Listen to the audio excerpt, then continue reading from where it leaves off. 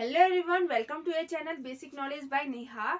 आज हम बात करने जा रहे हैं some important facts about preposition. कुछ ऐसे तथ्य है, कुछ ऐसे फैक्ट्स हैं जो कि हम प्रीपोजिशन को यूज करने से पहले देखते हैं कि कहाँ पे प्रीपोजिशन यूज होगा और कहाँ पे नहीं।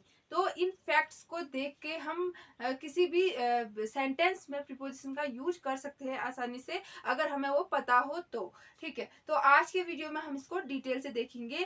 तो अगर आपने पिछला वीडियो नहीं देखा है प्रीपोजिशन का, जिसमें हमने प्रीपोजिशन के बारे में बात किया था और प्रीपोजिशन के काइंड्स पढ़े थे, टाइप्स पढ़े थे, साथ ही क्लासिफिकेशन ऑफ प्रीपोजिशन हमने देखा था। अगर आपने वो वीडियो नहीं देखी है तो लिंक डिस्क्रिप्शन में है, आप जाकर चेक कर सकते हैं। ठीक है, तो बिना किसी देरी के आज का ये वीडियो स्टार्ट करते हैं।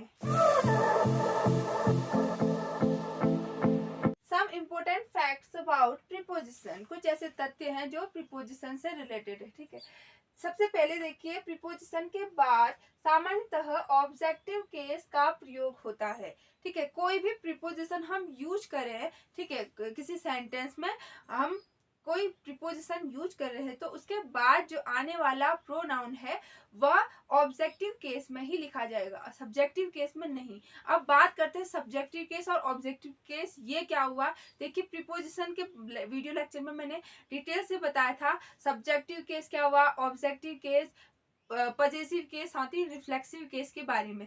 अगर आपने वो नहीं देखा है तो देख लीजिए। ठीक है, कॉन्सेप्ट क्लियर हो जाएगा आपका। और वैसे मैं बता दूं, जैसे आई है, ठीक है, ये हो जाएगा हमारा सब्जेक्टिव केस। अगर हम इसका ऑब्जेक्टिव केस देखें तो ये होगा मी। ठीक है, आई का क्या हो जाएगा, मी। उसी तरह ही जो है वो हमारा सब्जेक्टिव केस है। अगर हम इसको ऑब्जेक्ट में देखें तो हिम हो जाएगा, सी का हो जाएगा हर। ठीक है, उसी तरह वी का हो जाएगा अस। तो देखिए यहाँ पे क्या बोल रहा है, प्रीपोजिशन के बाद क्या आएगा, सामान्यतः जो भी प्रोनाउन आएगा वह ऑब्जेक्टिव केस में आएगा, न कि सब्जेक्टिव केस। एग्जाम्पल क्या है, my friend angry with me, मेरा मित्र मुझसे गुस्सा है। ठीक है, तो यहाँ पे विथ जो है प्रीपोजिशन है, इसके बाद जो आने वाला प्रीपोजिशन प्रोनाउन है वह क्या है, ऑब्जेक्टिव केस में लिखा गया है मी। ठीक है, तो आई होप आपको ये पहला रूल समझ में आया। अब अगला देखिए, कुछ वर्ड्स प्रीपोजिशन और एडवर्ब दोनों के रूप में प्रयोग किए जाते हैं। कुछ ऐसे प्रीपोजिशन होते हैं जो एज अ प्रीपोजिशन भी काम करते हैं और एज अ एडवर्ब भी काम करते हैं, यानी कि किसी सेंटेंस में हम उनको कहीं पे प्रोनाउन की तरह दिखाते हैं, कहीं पे हम उसको एडवर्ब की तरह दिखाते हैं।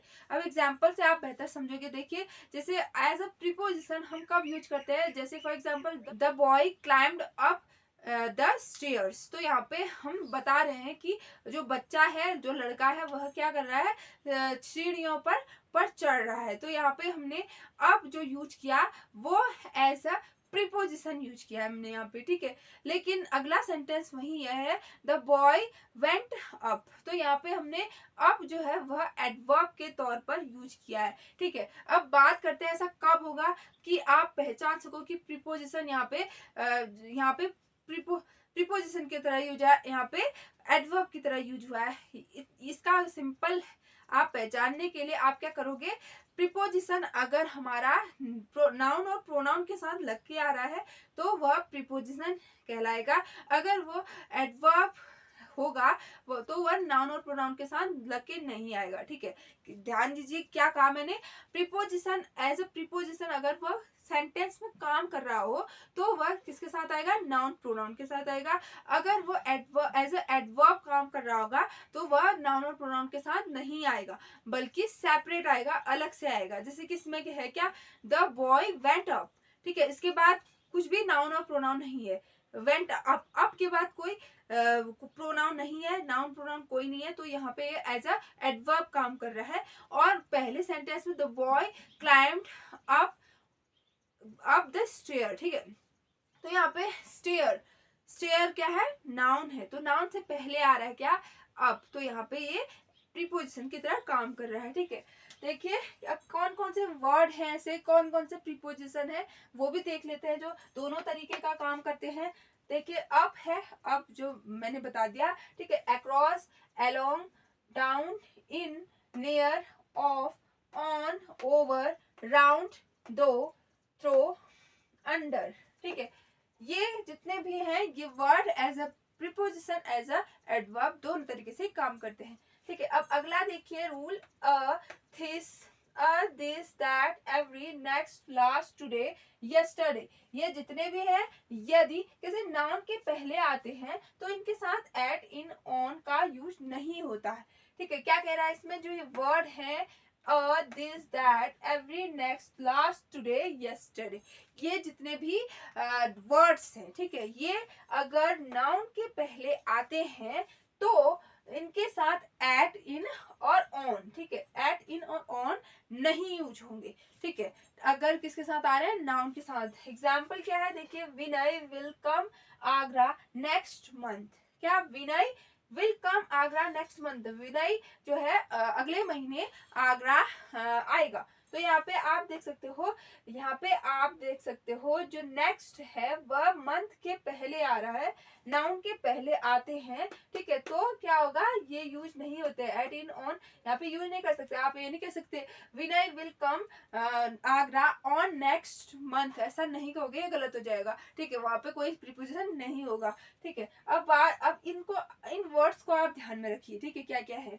अगला है I show him last Sunday, मैंने पिछले संडे से देखा। ठीक है, तो यहाँ पे आप देख सकते हो लास्ट है, लास्ट से पहले भी कोई प्रीपोजिशन नहीं आएगा क्योंकि लास्ट के बाद जो नाउन है, ठीक है, संडे जो है वो नाउन है, इसीलिए यहाँ पे कोई प्रीपोजिशन यूज नहीं होगा। ठीक है, अब नेक्स्ट रूल है, देखिए, tomorrow, yesterday, today, evening, afternoon, morning, a week ago, इनके साथ प्रीपोजिशन यूज नहीं होता है। ठीक है, क्या क्या है, देखिए दोबारा, टुमारो यानी कल, आने वाला कल, यस्टरडे बीता हुआ कल, टुडे आज, इवनिंग शाम, आफ्टरनून दोपहर, मॉर्निंग सुबह, अ वीक एगो पिछले एक हफ्ते पहले। ठीक है, एक हफ्ते पहले यानी पिछले हफ्ते।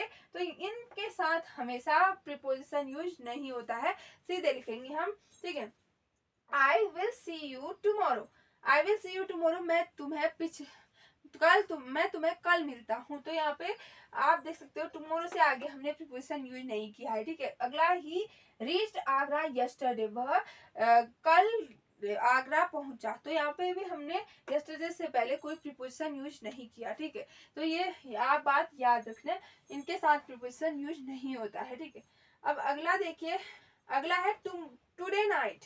अगर टुडे नाइट आपको सेंटेंस में लिखना है, ठीक है, तो आप क्या करोगे, टुडे नाइट की जगह टू नाइट लिखोगे। ठीक है, टू नाइट, टुडे नाइट को टू नाइट। उसी तरह यस्टरडे नाइट को आप लास्ट नाइट लिखोगे। ठीक है, लास्ट नाइट, यस्टरडे नाइट को लास्ट नाइट। ठीक है, लास्ट इवनिंग को आप लिखोगे यस्टरडे इवनिंग, लास्ट इवनिंग को आप क्या लिखोगे, यस्टरडे इवनिंग। ठीक है, अब अगला है come, go, arrive, get, send, take, bring, ये जितने भी प्रीपोजिशन हैं, ये जितने भी वर्ब हैं, कम आना, गो जाना, अराइव पहुंचा, गेट, ठीक है, सेंड, टेक, ब्रिंग, तो ये जितने भी वर्ब हैं के बाद यदि होम आता है, ठीक है, होम आता है, तो क्या होगा, तो होम से पहले प्रीपोजिशन यही यूज होगा। होम से पहले प्रीपोजिशन आप नहीं यूज करते। जैसे फॉर एग्जांपल आपने सुना होगा आई कम होम। ठीक है, आई कम होम, सीधे आप बोलते हो आई कम टू होम नहीं कहते। जैसे आप बोलते हो आई कम टू स्कूल, ठीक है, आई कम टू स्कूल आप बोलते हो। ठीक है, आई गो टू स्कूल आप बोलते हो, लेकिन आई गो टू होम आप नहीं बोलते, आई गो होम। ठीक है, आई कम होम। तो यही बात है, यहाँ पे होम से पहले प्रीपोजिशन आप नहीं यूज करते। ठीक है, क्यों नहीं करते, क्योंकि यहाँ होम एडवर्ब होता है, एडवर्ब की तरह यहाँ पे काम कर रहा है, इसीलिए इसमें कोई भी प्रीपोजिशन हम यूज नहीं करते। ठीक है, अगला देखिए, देखिए यहाँ पे मैंने कुछ सेंटेंसेस लिखे हैं।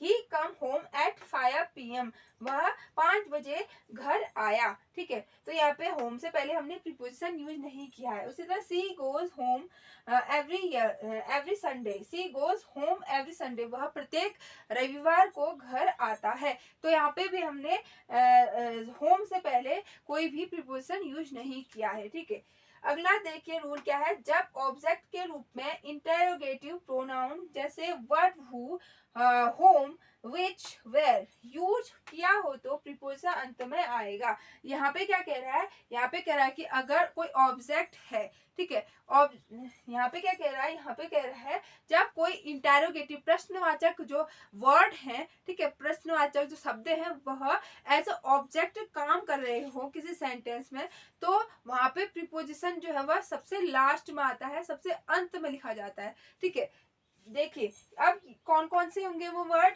व्हाट यानी क्या, ठीक है, what, who, whom, which, where, ये वर्ड्स हैं, ये इंटेरोगेटिव वर्ड्स हैं। अगर ये ऑब्जेक्ट की तरह रूप में आ रहे हो, ठीक है, तो क्या किया जाएगा, प्रीपोजिशन अंत में आएगा। जैसे for example what is she crying for, वह किस लिए रो रही है, वह किस लिए रो रही है, तो यहाँ पे किस लिए यानी फॉर के ऑब्जेक्ट में आ रहा है, प्रीपोजिशन के ऑब्जेक्ट में आ रहा है ना, फॉर के बारे में पूछ रहा है कि वह किस लिए रो रही है, तो यहाँ पे हम यूज करेंगे फॉर को लास्ट में। ठीक है, फॉर क्या आएगा, लास्ट में आएगा।